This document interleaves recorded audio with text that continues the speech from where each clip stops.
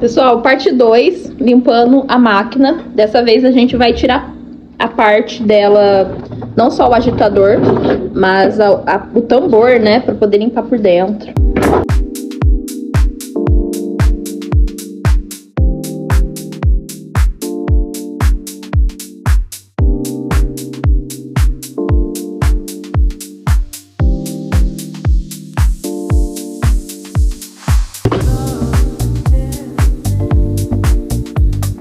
Olha essa sujeira. Olha essa sujeira, gente. Olha aqui dentro como que tava.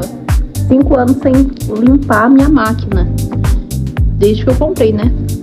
Então vamos fazer a limpeza completa agora.